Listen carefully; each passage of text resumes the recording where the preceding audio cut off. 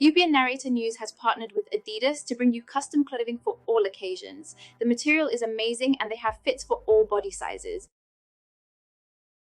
A real-world dystopia with rum, coke, and unsolicited matchmaking by machine.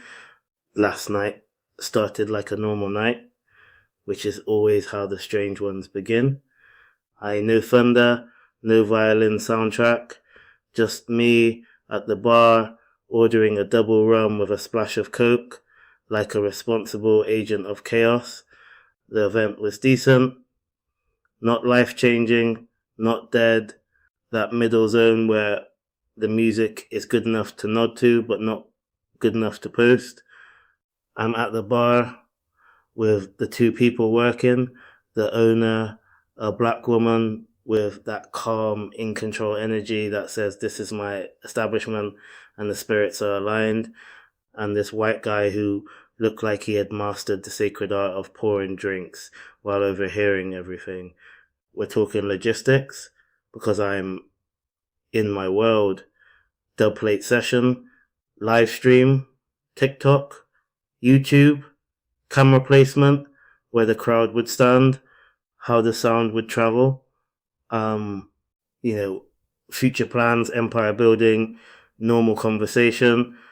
Then she arrives, orders a glass of wine, and you can tell immediately she's a talker, not in an annoying way, in that I am about to enter this conversation and rearrange the furniture way. She says she's a videographer. Now she has our full attention because suddenly this is not small talk, this is infrastructure. We're discussing lenses, lighting, streaming setups. This is useful, this is productive, this is networking. Then she pulls out her phone and the tone shifts. She says, "My friend thinks we'd be a compatible couple. Are you single?" Now I'm single. That's not the issue.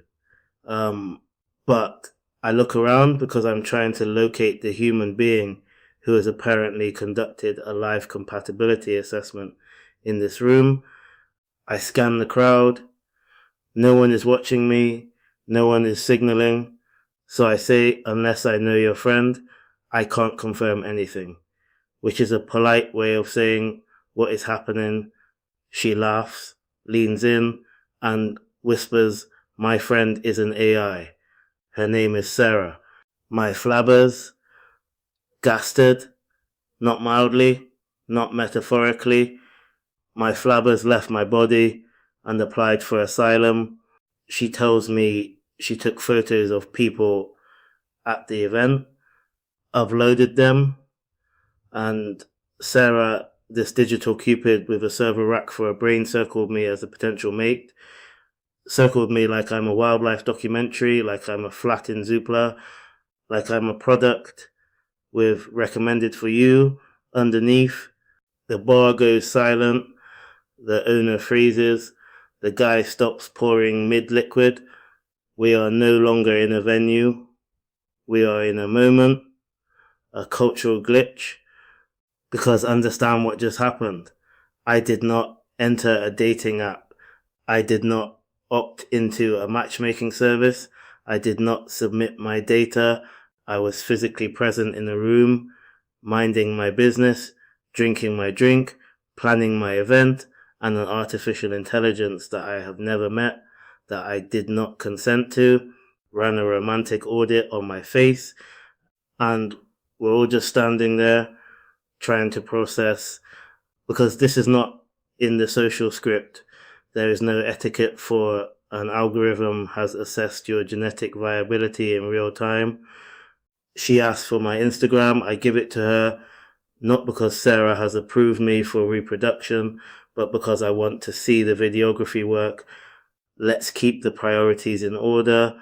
Content first, romance later, machine approval never. She walks away, and the bar owner, still in shock, gives me a free vodka and mango. Not as a flirt, as a humanitarian response. This was trauma support in cocktail form. We all just stare at each other. No one speaks because we have collectively witnessed something that does not belong to our generation's original software. And here's the layered madness. Part 1, she took a photo of me without my permission and fed it into an AI system. That's not flirting, that's data harvesting with a romantic theme.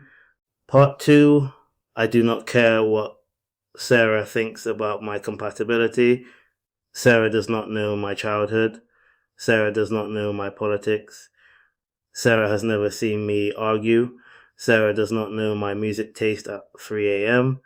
Sarah has not watched me leave an event early because the vibe shifted by 2 degrees.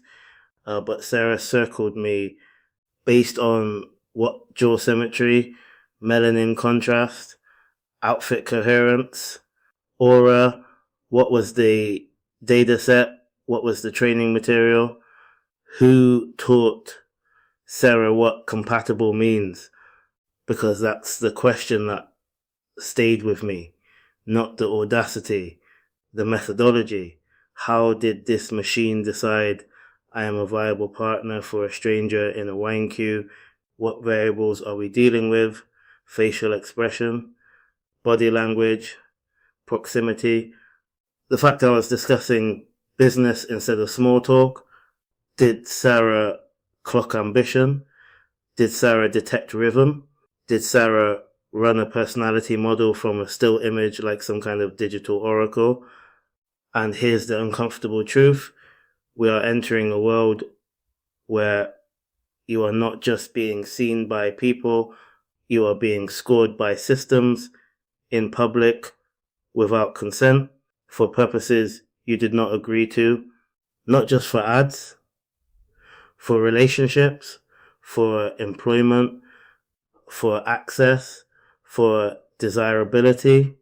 Last night was not just a weird encounter, it was a preview, because this is how it starts, not with government policy, not with corporate announcements, but with a woman at a bar casually telling you that a machine has evaluated your romantic potential, like it's normal, like it's cute, like it's a party trick.